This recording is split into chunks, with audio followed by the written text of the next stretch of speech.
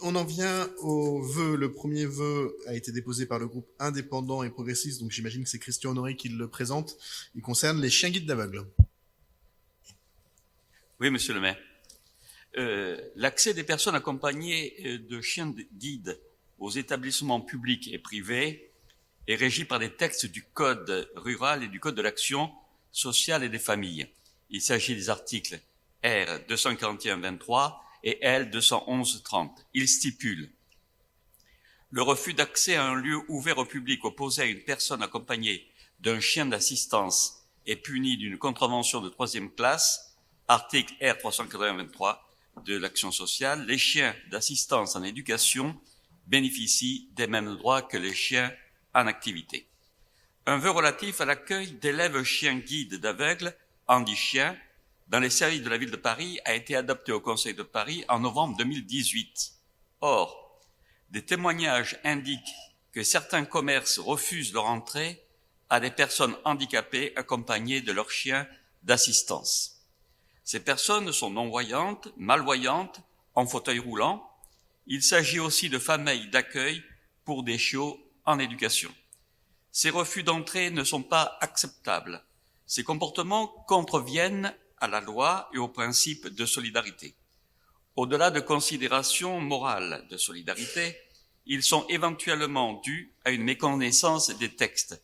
C'est la raison pour laquelle, avec Pierre Bournazel, nous demandons que soit développée et, si nécessaire, assurée l'information des établissements publics et privés recevant du public, des dispositions en vigueur, Code rural et Code de l'action sociale et des familles, que les mesures soient prises pour, dans un premier temps, rappeler ou informer les contrevenants des textes en vigueur et dresser, si nécessaire, des contraventions de 3e classe.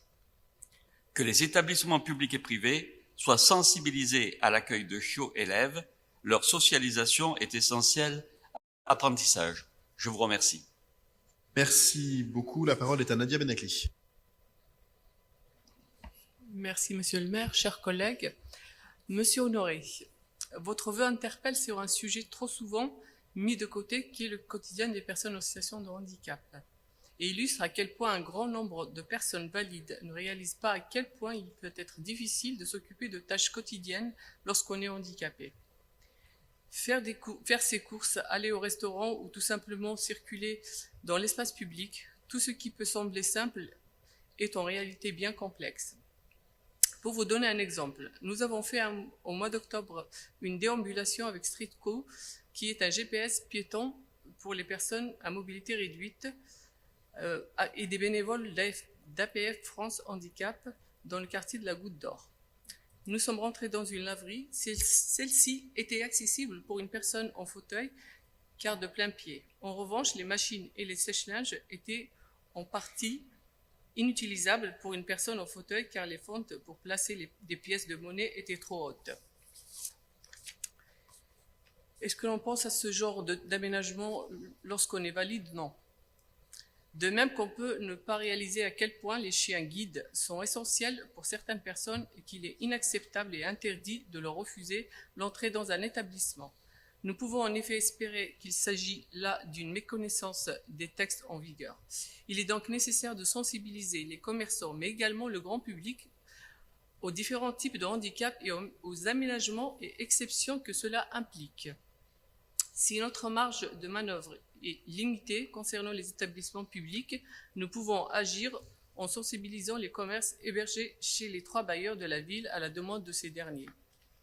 Plus largement, il est essentiel de sensibiliser les habitants et les habitantes au handicap sur le plus d'aspects possible, et notamment les plus jeunes, afin de ne pas reproduire des comportements discriminants à l'égard de personnes en situation de handicap. C'est une des volontés de la mairie du 18e. Nous mettons en œuvre des actions de sensibilisation, notamment à l'occasion du mois parisien du handicap, mais également tout au long de l'année, et à l'occasion d'événements rassemblant un public nombreux et divers. C'est ce que nous faisons à présent lors de la fête des vendanges de Montmartre, fête où nous associons diverses associations travaillant dans le secteur du handicap, telles que Culture Relax, les Papillons Blancs, APF France Handicap et les Souffleurs d'images. Concernant le fait de dresser des contraventions de 3e classe à l'égard des commerçants en cas de non-respect des textes, la police nationale est bien évidemment à même de le faire. Les 3 demandes que vous faites étant réelles, nous vous proposons de retirer ce vœu.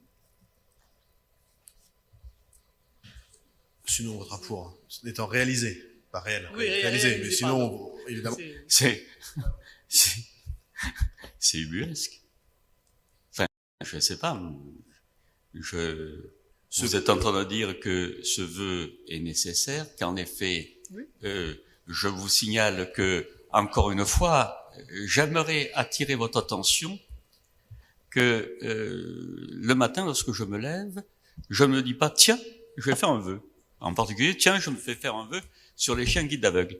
Le vœu que je fais est à la demande de responsables associatifs. Attendez. Je propose par faire une deuxième intervention. Il est tard.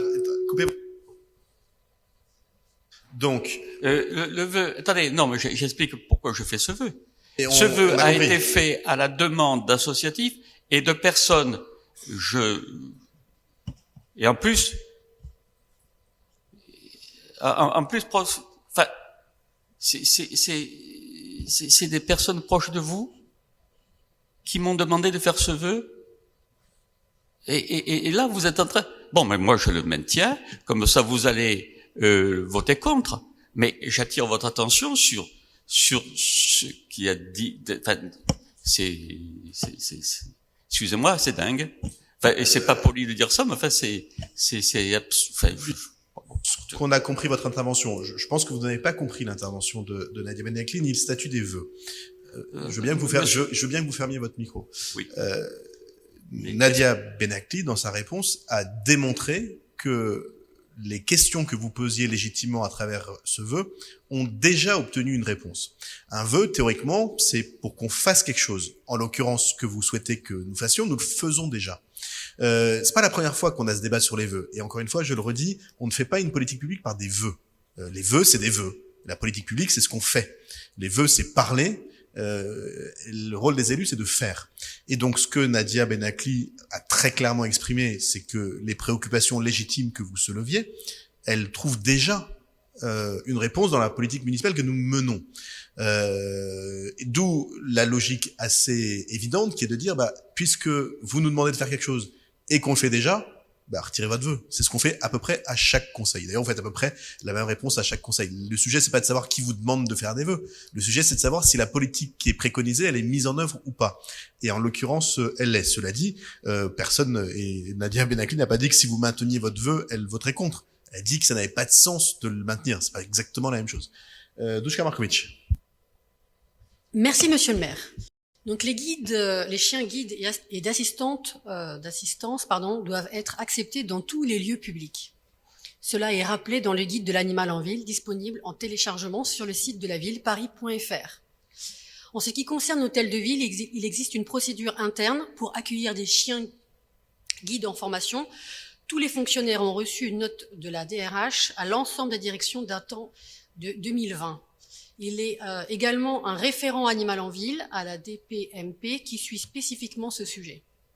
La mission animal en ville de l'hôtel de ville accueille chaque année plusieurs associations qui œuvrent dans ce domaine. Le CIE Chien Guide de Cœur, Andy Chien, l'école des guides de Paris.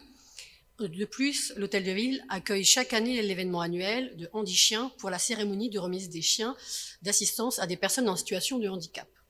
Vous savez également que nous avons voté cette année en Conseil de Paris une délibération pour favoriser l'accueil des animaux dans les maisons de retraite. Ainsi, il est important de rappeler que nos administrations respectent la loi.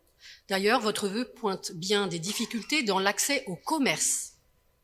J'imagine que cela doit être avant tout les commerces alimentaires dans lesquels les chiens sont d'ordinaire interdits par la loi pour des raisons sanitaires. Donc on voit bien ici qu'il y a en fait une confrontation avec deux lois différentes qui interdisent les chiens d'ordinaire dans tous les commerces alimentaires, mais il existe une dérogation pour les chiens guides d'aveugles et d'assistance. Ainsi, c'est justement sur ce point-là, à mon avis, qu'il existe une difficulté. Donc, pour en revenir à votre vœu, la difficulté, elle est dans les attendus, puisque vous pointez bien le fait que la difficulté est au niveau des commerces, et dans les attendus, vous mettez tout ce qui est les espaces publics, et c'est important de distinguer et de bien rappeler aussi le fait que les administrations respectent la loi. Et donc, la difficulté, elle est ici sur des lieux publics accueillant du public, sur des lieux privés, accueillant du public. Ce qui est une distinction bien spécifique. Évidemment que dans un lieu privé qui n'est pas public, la loi ne s'applique pas. Donc ici, il y a vraiment un besoin peut-être de réécriture. Le vœu est tout à fait honorable. Après, il y a des points, on va dire, plutôt sémantiques qui sont, de mon point de vue, améliorés. Et c'est pour ça que le texte, quand on vous demande de le retirer, c'est pas de dire que voilà tout est parfait, mais c'est de dire qu'il y a peut-être des choses à ajuster dans votre vœu pour qu'il soit tout à fait parfait et votable. Donc ici, il y a un point aussi qui est extrêmement important, c'est de rappeler que en mairie, à l'hôtel de ville, nous respectons tout à fait la loi, et on vous encourage à orienter les personnes qui éprouvent des difficultés ou vers moi ou vers Nadia, justement pour qu'on puisse faire un courrier aux commerces qui sont contrevenants. Ainsi, on va déjà dans un premier temps rappeler la loi, parce qu'effectivement c'est peut-être tout simplement ça la difficulté, et ensuite, s'il y a un renouvellement du blocage, et bien là, aller vers une sanction comme il se doit. Donc, c'est juste, voilà, dans votre vœu, ce qui est dommage, c'est de pointer par l'aspect public, on pense administration, alors que les administrations respectent la loi. Je tiens vraiment à le signifier ici, et que tous les agents sont au courant de cette distinction pour les chiens. En revanche, effectivement, les commerces, à mon avis, alimentaires, il y a ici à pointer justement cette distinction, puisque probablement ils ne sont pas au courant qu'il y a une dérogation pour les chiens guides d'aveugles, puisque la loi, effectivement, interdit dans tous les commerces alimentaires la présence de chiens pour des raisons sanitaires. Merci à vous. Merci. Donc, je vais mettre aux voix le vœu présenté par Christian Honoré, qui est pour, qui est contre, qui s'abstient. Il est adopté.